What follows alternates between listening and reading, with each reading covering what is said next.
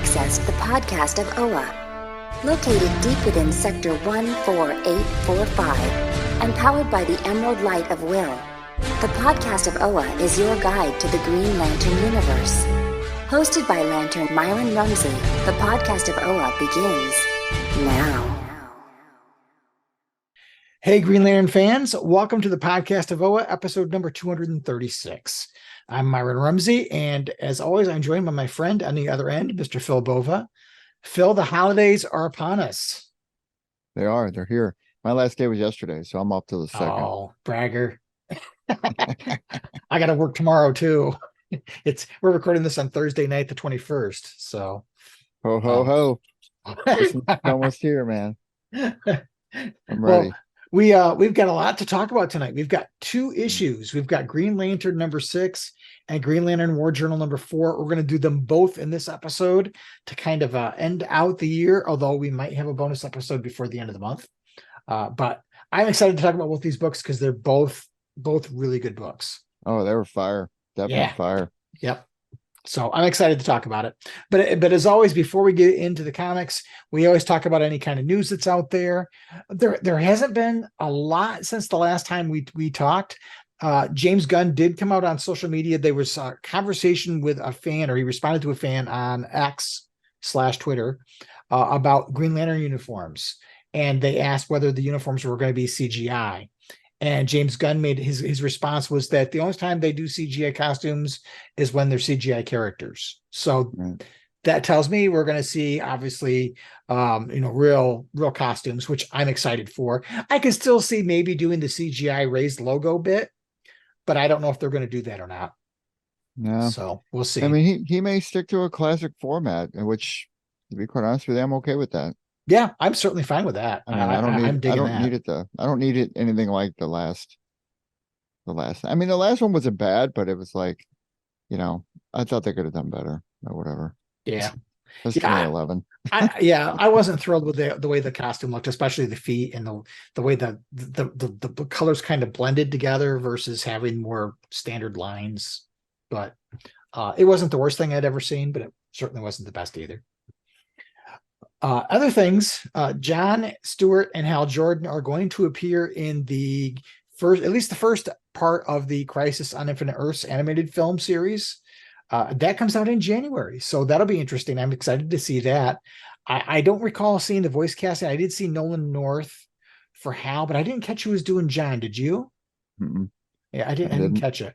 I know it's out there, but I don't recall off the top of my head. And the other thing was that McFarlane Toys continues to be pumping out action figures in their Superpowers retro figure line. They already did a John Stewart, and coming up in January is a Hal Jordan and a Sinestro. So that's exciting. Yeah, he's going nuts with his stuff. Yeah, and not only that, he just signed that contract that sent you about. Yeah. Well, it's a little disconcerting because it looks like people are going to lose some jobs. But he got licenses to do new G.I. Joe figures and some other stuff, which is kind of exciting stuff. Yeah, it's gonna be cool. Speaking of McFarlane Toys, look what I just got today. Oh, I got the Batman as Green Lantern. I mean, it's a Batman figure. I knew I was gonna get a thumbs down from Phil. What I don't understand is, why does every character look like they're casting something really difficult? Like they've got this mouth wide open yell thing going on all the time. I don't get it, but it's certainly I don't know, it's interesting looking. I have the original Batman as Green Lantern figure, and I'm not sure if I like this one better or not. There's things about it I like better. There are things I'm not as thrilled with, but it's not bad. It's cool. Loved it. I have respect for you for getting that. I mean, it is a cool figure. I'm not gonna lie, it's a cool figure. I mean, I can't justify me spending, even liking Green Lantern. I can't do it. It's you and I are both we've hit bat tilt. Just sick of it, man. I'm just sick of them being around everywhere. Yeah. Whatever. Well, I want to get right into talking about these books. So we'll take just a real quick break. But before we do, I want to remind everybody, in case you didn't tune in for our last episode, we kind of partnered with Manly Bands. They sent Phil and I the Green Lantern Manly Band, and they are doing a promo code for our listeners You get 30% off of any of their DC Comics collection, which is a very generous discount. I think that's better than they're doing for their Christmas discounts and their Black Friday discount. 30% off of any DC ring. You use the code Book of Oa at checkout, and that's good through about the middle of January of 2024. So if you're interested in getting one, get some after Christmas money, and want to pick one up, 30% off is not anything to slouch at. No, and it's a great. They got great stuff, man. I mean, I'll stand behind their product. They're really great. Yeah, it's been a couple of weeks since you and I recorded our episode where we talked about getting the rings, and 2 weeks later, beyond the initial 2 or 3 weeks we had them, it's still in great shape. I haven't gotten a single scratch. Yeah, and I wear it every day, so loving it. Same. All right, well, let's pause for just a moment. We'll come back and let's start out with Green Lantern number 6, since that was the first book released. Whoop, whoop.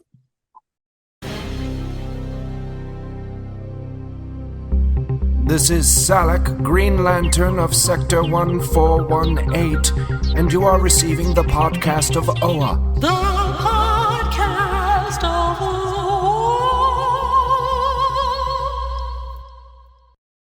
All right, Green Lantern fans, we are back and we are ready to talk about Green Lantern number 6. Phil, do you have the variant cover, the Santa one? Yeah, sure do. Actually, it's right. Right behind you. Yeah. So for those of you that didn't see it, there's a really cool throwback to Emerald Twilight with Santa doing the Hal Jordan with the multiple ring thing going on. Those watching on YouTube will see the cover. Awesome cover. Hey, look, you can't even tell the difference between me and that. Well, for a second, I thought it was a picture of you back there, But we continue on with the story between Hal and Sinestro. And when we last left Hal and Sinestro, Hal had encountered Sinestro. They had their little bit of a conversation, and Hal thwarted Sinestro's plans, made Sinestro ticked off, and he essentially became a Red Lantern in that issue. Mm-hmm. So this issue picks up, and one of the things I immediately like that Jeremy Adams does is he's dealing with the fact that this is something that's going to make people take notice when you have this big burst of red energy and all the green energies going on. And so he has a couple panels, not a lot, but he has some reactions from different corners of the DC universe on Earth. So you see Batman reacting to the energy surge in Arizona. You see Superman and Superboy, the same thing. And they talk about the emotional spectrum can do radiation similar to kryptonite, which I don't know if I've ever seen that before, but I'll go with it. But you see all that. And then at the bottom of that first page, did you see the look of concern on Carol's face? It did. She still loves him. She does. She's concerned for him. You can't deny it. And any comic book reader is going to tell you that's a look of love. And what's so interesting about this fight between Hal and Sinestro is, and Hal, his inner monologue kind of describes some of this, but the thing about Sinestro that's always been so threatening with him, it isn't his power necessarily, but his cold, calculating nature. And here is Sinestro, purely driven by rage. He's completely off the hook. It makes him far less predictable than traditional Sinestro would be. That's one of the reasons why Hal always bested Sinestro was because he was unpredictable. And Sinestro, for all of his tactical knowledge, was pretty predictable. So this is a different Sinestro, a completely different threat. Yeah, he's untethered in this. Yeah, and it's a very frantic battle. I mean, stuff is flying everywhere. I love the first couple panels of the fight. Hal just needs to get some distance because Sinestro's kind of smothering him with all of the red energy and constructs. So he creates a rocket and straps Sinestro to it to launch him away, which I thought was a really neat creative. That's cool. Creative thing. But they're going at it, and one of the subplots that starts to gain a little momentum here is that there is something amiss with the emotional spectrum. Not only did Sinestro was able to just become a Red Lantern without getting a Red Lantern ring necessarily, but they're doing things with their rings that are a little above normal, and enough to cause these energy surges to be seen around the country, even though they're just fighting in Arizona. Worth noting too, that's also fleshed out in War Journal. You can tell there's something going on with the Yeah. rings and the tether, even the tethering nature that we once knew to the battery. But the battle is pretty cool. A lot of neat constructs. It's really just it's an action fest, and this is really an opportunity for Zermanico to really shine. And the art team does a great job. The fight is fun to look at. It's very action packed. Certainly colorful with all the reds and the greens, which I thought was very appropriate for the time of year. Right. You got the reds and the greens going on, but the fight is pretty crazy. And Hal gets put into a position where the military is trying to intervene, which of course is a bad idea.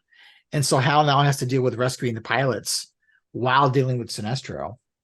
It's a crazy, as they might say in the wrestling world, it was a slobber knocker.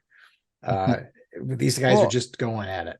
It was a traditional fight between him and Sinestro in a sense that, when they pair off together, stuff's going to go down, and it always gets escalated into the exponential, especially when they get to the large constructs, with their Pacific Rim style. Yeah, right? yeah. So, and I've always felt like with their kind of relationship, and even though Sinestro here has obviously harnessed the power of rage, I don't think this is the first time Hal has seen him be this pissed off. But I think Hal knows that he has the potential to be this mad. Yeah. And there's a little teaser in here as they're fighting. Sinestro says to Hal, "Time to join your friend," alluding to the theory we've had from the very beginning that the Kilowog may not be alive. It's a theory. It's I'm just saying right now. It's a theory. It's a theory. We'll get to my stipulation later. Yep. So again, the fight is just huge. And there's this one beautiful double page spread where Sinestro is attacking the jets all at once. It's just this beautiful, it looks like a giant monster, just kind of tearing at everything. I mean, that's how much his rages are. I don't think I've ever seen Atrocitus do something this powerful. No, this looks like it's like rage got exponentially worse. Yeah. And Hal is then, of course, trying to deal with it. And he then goes all Pacific Rim, which was cool, which is very cool. Very cool. He very, very, very Pacific Rim. You look at that, it's like, wow. It was funny. I saw a lot of people online say that the Hal took a page out of Kyle's book. I mean, yeah, I read that too. And guess. you know what? To be fair, that's fine. It's a similar thing that you'd see Kyle do. Maybe Hal's caught some movies recently. Who knows? That's not necessarily a bad thing. That just means that Hal has learned from other lanterns, Yeah. And Hal always had this characteristic of, the giant boxing glove trope. And a lot of that was just back in the day. They were just pumping up the comics and they didn't get too creative. And, different writers, different artists, you get all kinds of things. I mean, you've got a giant octopus at one point, and you've got the giant robot at another point. And Sinestro's doing the same thing. And if you think about it like this, and like the meta sense, I mean, each writer and / artist is cognizant on what their mind sees that they want to develop. So their constructs are in a sense a product of the writer and the artist.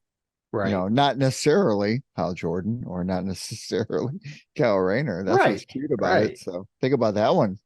That's deep. But you've got Sinestro, this giant monster type construct, and Hal, this giant robot type construct going at it.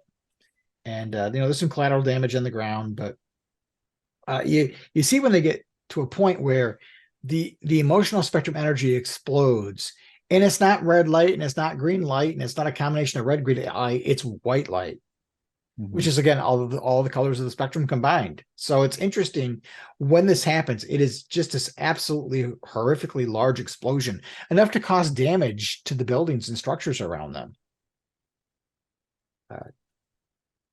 And Sinestro basically, I think it exhausts him a little bit, and it allows Sinestro to calm down just enough to say, okay, I don't need to be expending all my energy here. My whole goal was to get off this planet, and now I can. Now he's got his ticket off. Yeah. So he's got his ticket off, and he tries to go, and Hal tries to chase him, but Hal's ring still has that limitation. It can't leave the atmosphere, and Sinestro gets away. That was kind of disappointing. I was like, man, I wanted to see him hightail it after him.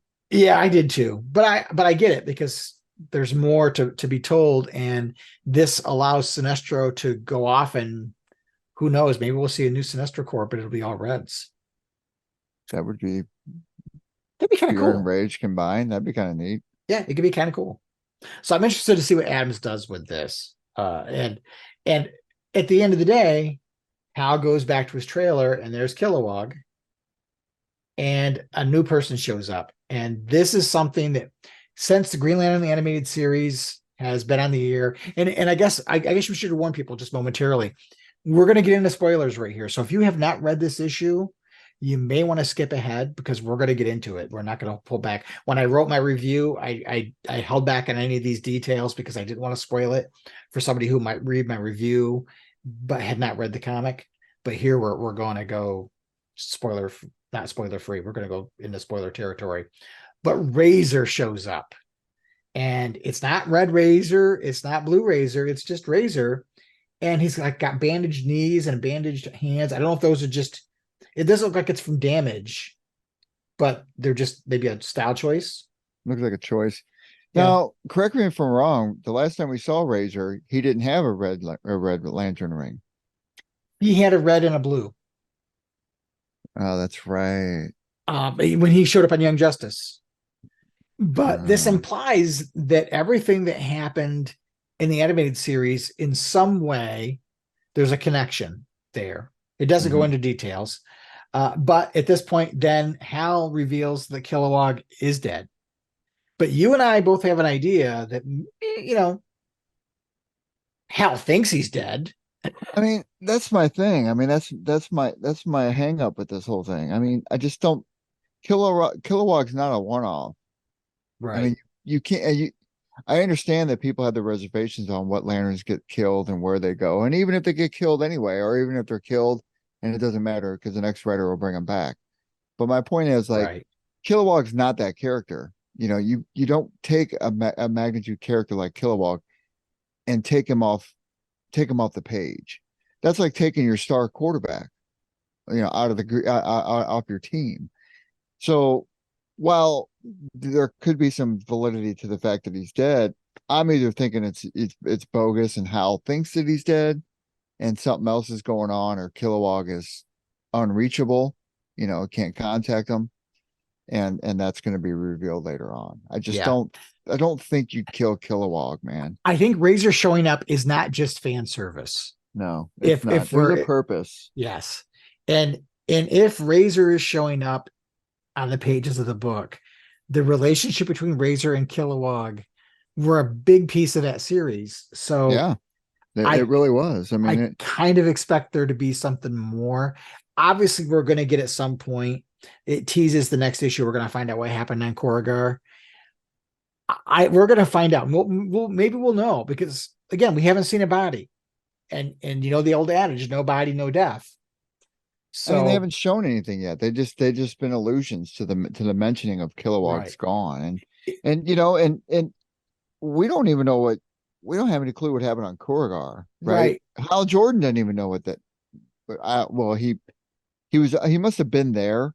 Yes. Yep. So something went down, and I'm not sure why it's being kept such a big secret.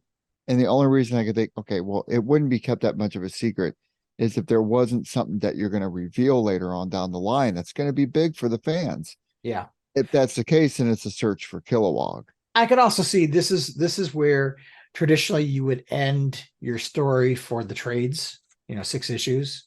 Mm-hmm. So this is a bit of a cliffhanger that ends this piece, and it ties up some of the plot lines we've had from the beginning. The idea that Kilowog could be dead, he could certainly be dead, and Jeremy Adams may have wanted to give him a great death scene, but didn't want to start out that way. So I could see it. But as you said, Kilowog is such a staple. If Jeremy Adams did kill Kilowog off, boy, that's a very ballsy thing to do. I kind of think, like you do, that, and in the beginning I've been saying I think he's dead, is a way that Hal's coping. But the more I'm thinking about it, like you, is Hal obviously believes Kilowog is dead and that he's responsible for it. But until we really see a body and know what's going on, it's hard to say he is dead. He could, as you said, he could have disappeared into a pocket dimension or in an explosion, or we don't know any details. And it's not even just Kilowog. I mean, there's a number of other lanterns that are just as much of a noteworthy figure as Kilowog is. I mean, the list goes on and on. So where are they at? I mean, I think my theory is that United Planets has them held in some kind of containment. Well, some of them have agreed to work for them and are assigned to others at their sectors. I think that's why we're going to see Kyle and Jessica showing up in the months ahead in the backups. I think this is to set the stage for what they're going to do with United Planets and Hal and John next year. I think they're going to build for it. I think I'm assuming they're going to be backups because they haven't announced backups other than you've got Ron Mars showing up and Kyle Rayner showing up in an issue, and you've got Jessica Cruz and Sam Humphries showing up as the writer and character in a couple other issues.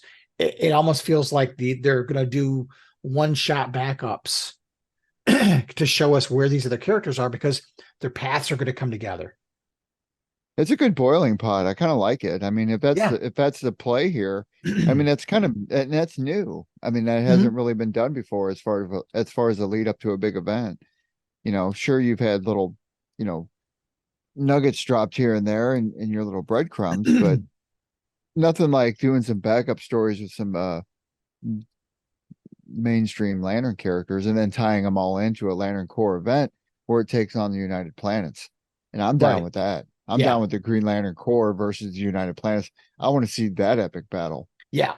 Well, and knowing that the United Planets sent Varan after John, and all that really happened there was it was Shepard's energy when he was in space encountering the Revenant Dead that triggered it.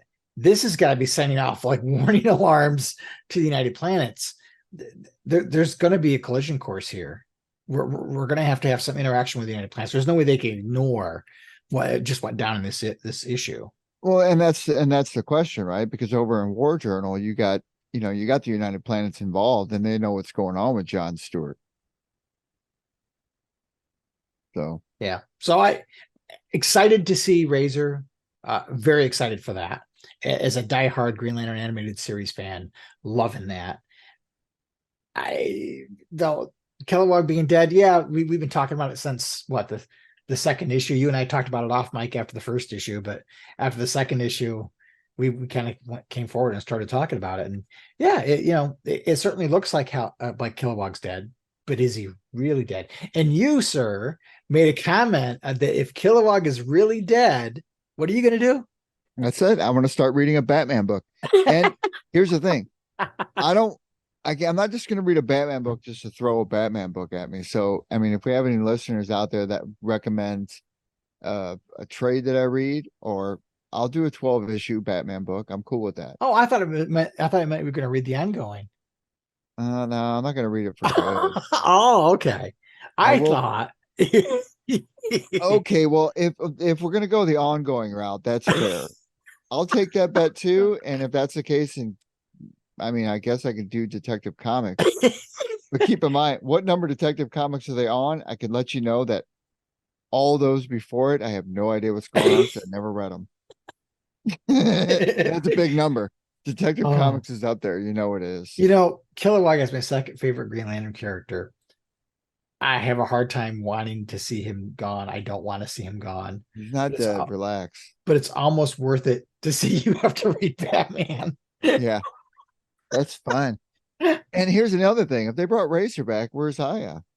Well, maybe, yeah. I don't know. That'll be the next part, right? I mean, she could play a role in something to do with Kilowog, or maybe she's a key to where Kilowog may be. Well, and does Razer showing up mean that the Interceptor is on Earth, and that's how Hal gets off planet? Ooh, that's a good one. I like that. I would go for that in a heartbeat. That's really cool. I usually watch the animated series in its entirety at least once a year. And I already did it once this year, but I may have to end my year by watching it again during the Christmas holiday break. My favorite episode of that was the Steam Lantern one. Oh, that was great. Yeah, it's still a cool episode. There's really not a bad episode in the bunch. No, there really isn't. They're all entertaining. I mean, they really are. But man, I loved it. And I was a huge fan of that, and I was a huge fan of another Gennady Tartakovsky, Samurai Jack, and I was just all over that. Still am.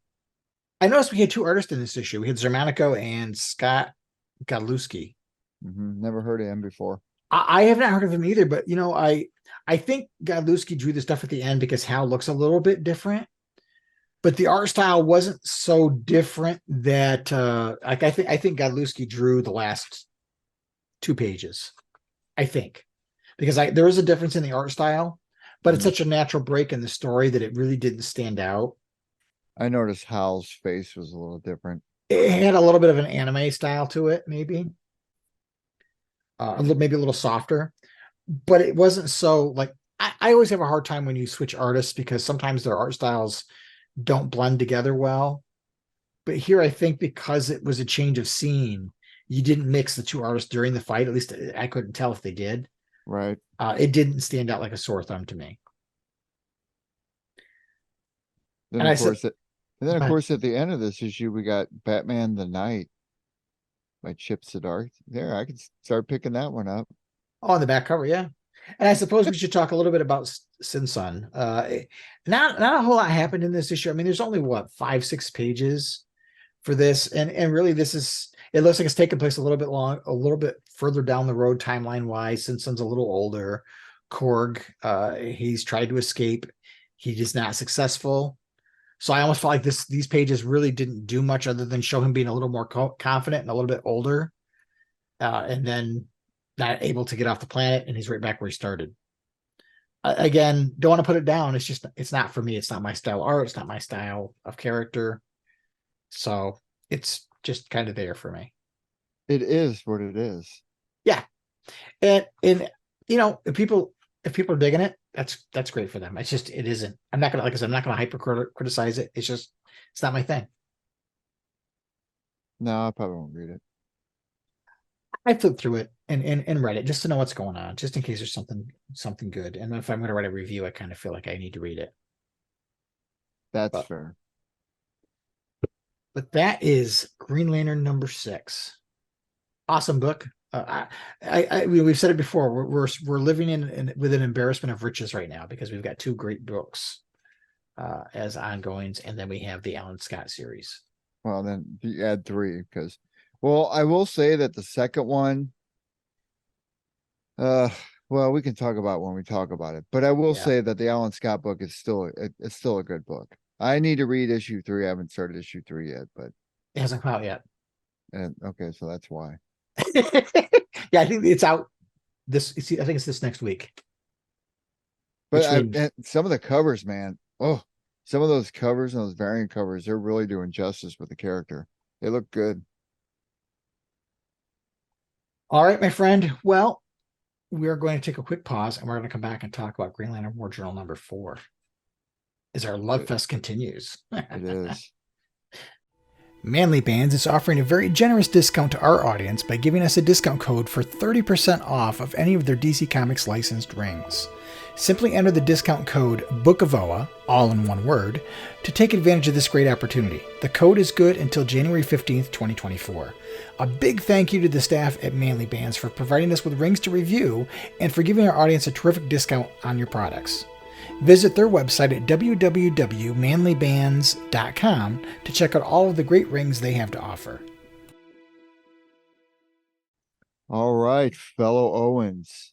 Now we take you to the planet Durla, where the United Planets are in control. The oppressors, man, look at them. They're hardcore with these people. You know, the scene at the beginning with these United Planets kind of like basically more or less lying their tails off to these locals or your indigenous peoples and getting them to work for them. It reminds me a lot of that scene from that Thanos had from the Avengers. Remember when he showed up and he wiped out all those people? Yeah. It looks like he's relocated people here because something was going on their planet because he relocated them to Durla. We always hear about Durla. This is really the first time we see Theros, at least on the pages of a Green Lantern book. I don't know if he existed before, if we saw him before, but it's my first exposure to him. And man, what a scumbag! He really is. And he's not the leader of the United Planets, though. Surely not, Yes. right? Yes, he would be. He's the leader of the United Planets. Yeah. I like his outfit. Yeah, his outfit's cool, but he's a scumbag underneath. You can tell he's a politician. That's a Christmas present you guys get. The way he treats these people. I mean, in the beginning, I was like, this is almost like a scene from It's a Wonderful Life where they're going to Bailey Park and helping people see their new house, and I'm like, man, this guy's not George Bailey, though. Nothing at all like it. He's really a piece of work. Yeah. So he gets all. It looks like he gets mad because you talk about Varan being on Earth, right? Yeah. It's funny because he's going down this road of playing this act that he's really happy for these people and he's carrying one of their babies and all this stuff, and like he flips on a dime. And he just gets automatically pissed. That's it. He looks like a traditional politician, shaking hands and kissing babies, and then all of a sudden he goes dark. I mean, he flips on a dime easily. Get the dregs out of my sight. Yep, get him out of my sight. He almost drops the kid in the ground. Well, he does kind of drop the kid on the ground, and he gets he goes from being this patronly looking guy to being dead serious and ticked off that Varan did what he did. And now they want to send more Green Lanterns after him. I would personally like to see him team up with Controller Moo. Yeah. I bet you they make a great team up. So they're probably neighbors. The one question I have, so is Kyle Rayner just like this floating entity that just follows him around now? So he's a ghost. Okay. So think of him as a ring ghost. That's the best way I've thought of characterizing it. He kind of exists inside of Shepard's ring, but he can also come out as a construct to interact. But here we see them inside of John's soul, essentially. Mm-hmm. I don't know what I feel about the term soul trek. Yeah, I was a little taken aback by it because I was like, all right, well, this is the first time it's the first time I've heard of it. I think for me, and this is probably an age thing, because probably a vast amount of the audience doesn't remember the TV show Soul Train. I remember Soul Train, but yeah. But when he says Soul Trek, that's the first thing I actually heard him say it. Soul Trek, that's what I heard in my head. So it's a little metaphysical, but the way it sounded, it just struck me funny. I will say Soul Train was a great show. So I enjoyed it. It was great. Loved it. But it was the first thing that hit me when I read that. But they're inside of John's consciousness, I guess is the best way to think of it, or a soul or what have you. And they're trying to deal with the invasion of the Revenant Dead as they're trying to keep John from turning. And this is really the one way to protect him is by turning him inward, because anytime he uses his powers in the outside world, it takes him one step closer to becoming one of the Revenant Dead. Right. So we got Shepard. Yep. Joining Rayner. And there's an interchange between these guys. Yeah, because Shepard's a new character, right? Yes.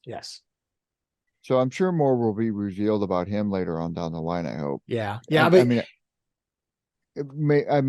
will he become a mainstay? I guess is a bigger question. Yeah, I don't know. I mean, he's not from our universe. Will he go back home if he survives this thing? Who knows?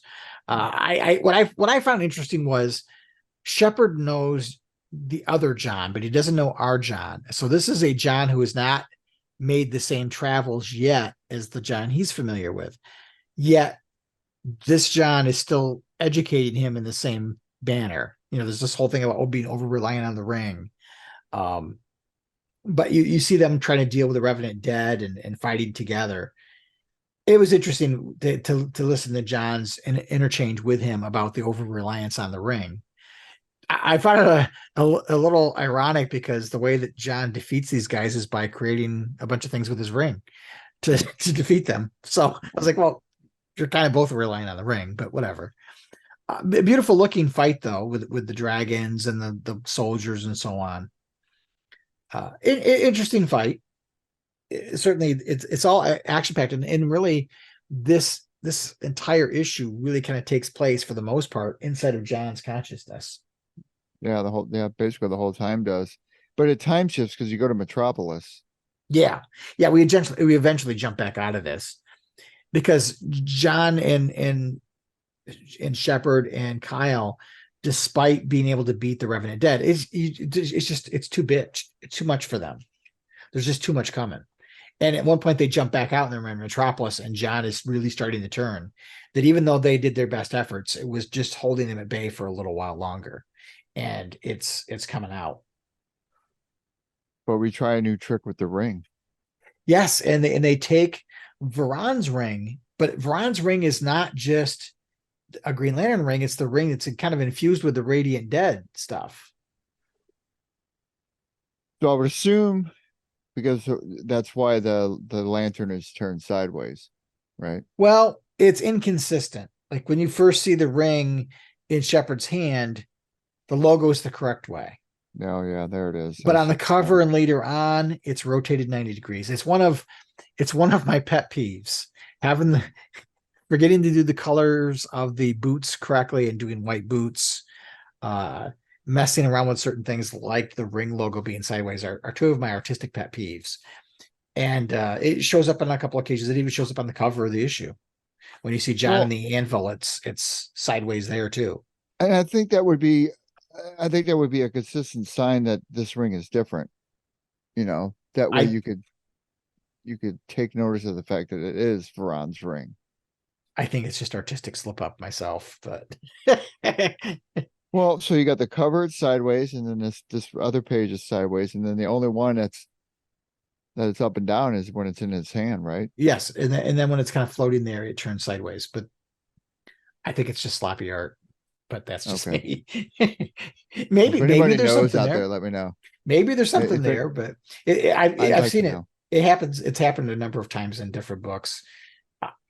I felt like the art in this one was not as good as the first 3 issues.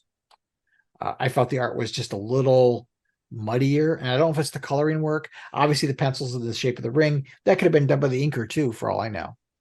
Mm-hmm. But that's true. I found some of the art was a little not as good. And I don't know if that's the pencils or if it's the artwork and the coloring. Some of it just seemed kind of muddy to me. That's all.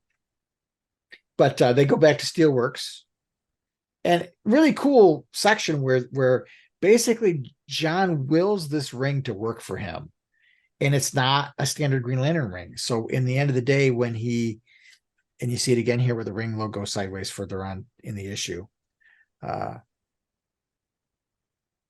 it's not your standard ring. And I like that they incorporated steel into his storyline. Yes, I do too. I think they're a good partnership, and I hope they flesh that out further down the line.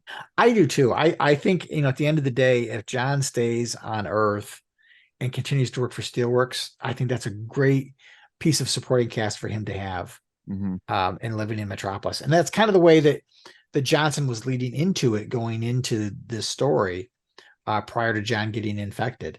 And you really see how the infection is growing, because at one point it's up the side of John's face, and his eye is churned. It's really gruesome. So it's very effective when it comes to that. Well, even at the end, you see his face has changed. Yeah.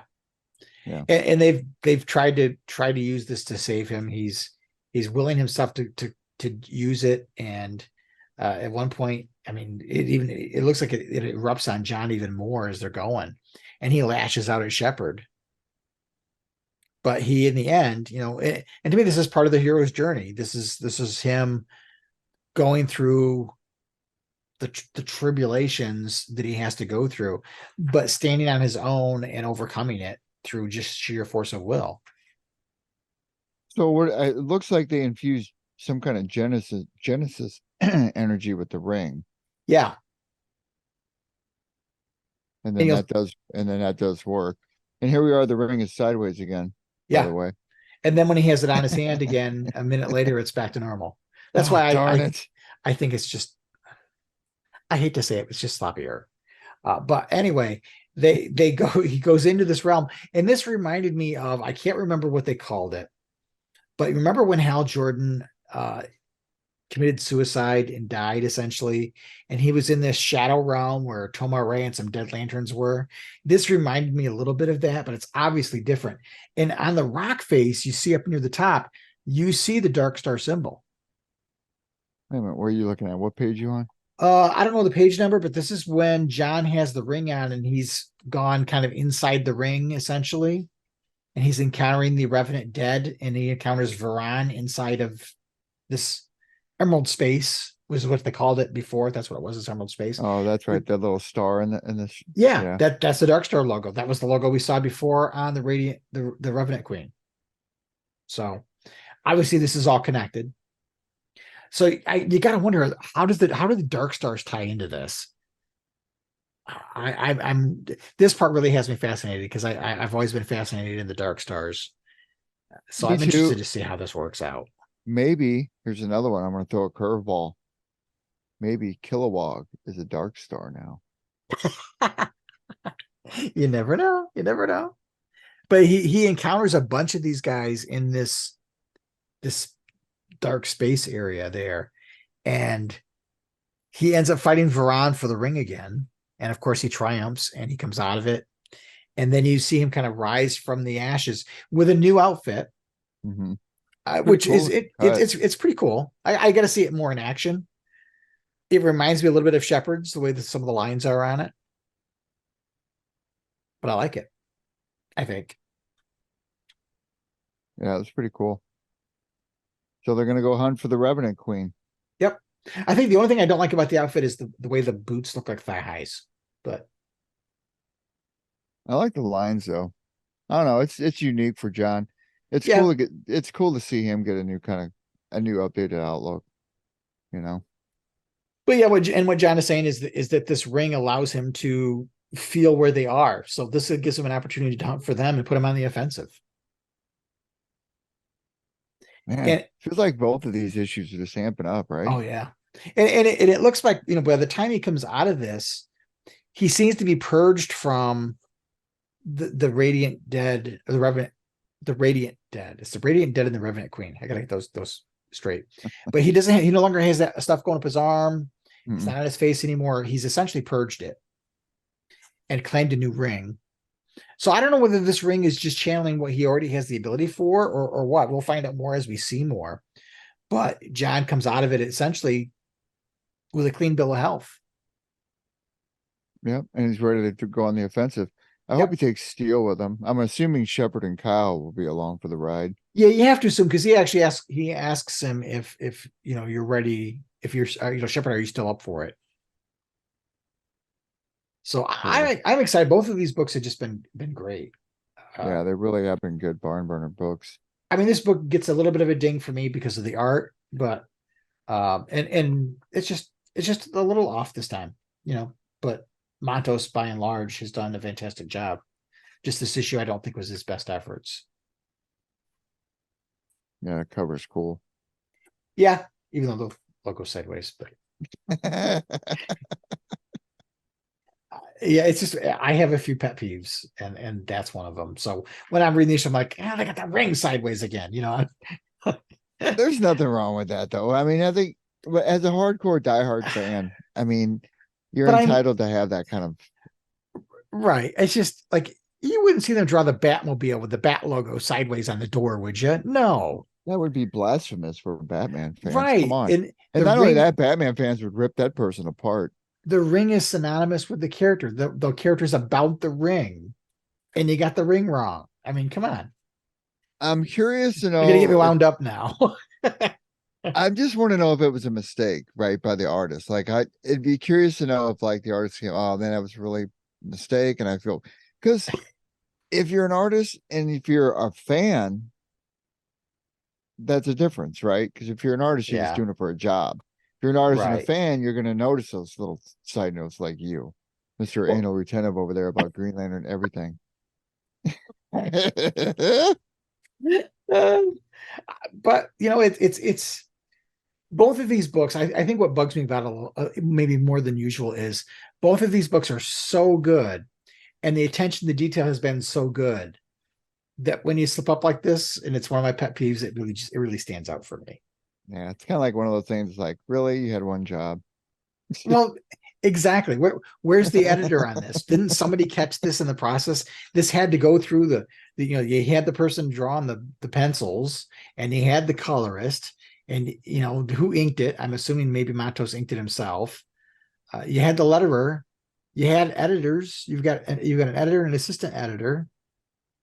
So how many people saw this and didn't pick up on it? I mean, I picked up on it when I first looked at it. I can't help it. Oh man, that's awesome. All right. Well, I both these books are really good, and these issues are really good. December was a good month for Green Lantern, that's for sure. No, I liked it, and I'll be say, it's nice and it's refreshing to see a change in the excitement that you have for these books. Because Yes. I mean, I know I look forward to the issue coming out every week. I look forward to getting it and reading it right away. Yeah. And not only that, I kind of feel like after this is collected, I'll probably go back and reread it. Yeah. Yeah. Yeah. I definitely will, because I want to go back and look and see what things did I miss, what clues and little subtleties were dropped in there that I didn't pick up on it when I read it as a floppy. And certainly you could do that anyway, but for some reason reading it as a trade, it's a different experience. Right.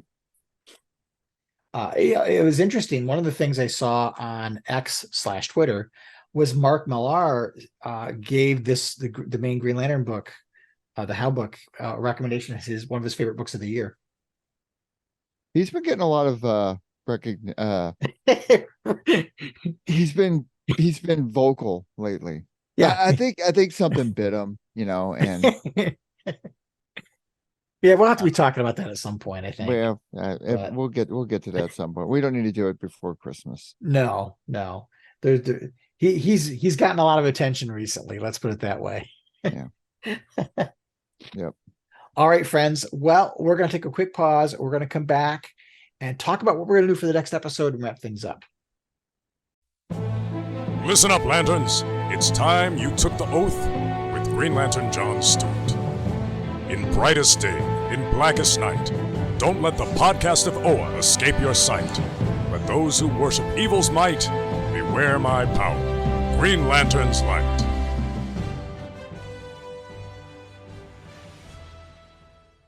Fellow Owens, first of all, let me just say Merry Christmas to you all. For those who celebrate, Happy Holidays. And if for whatever else you guys choose to celebrate, I happen to celebrate Saturnalia, and you feel free to look it up. It goes on from the 17th to the 23rd.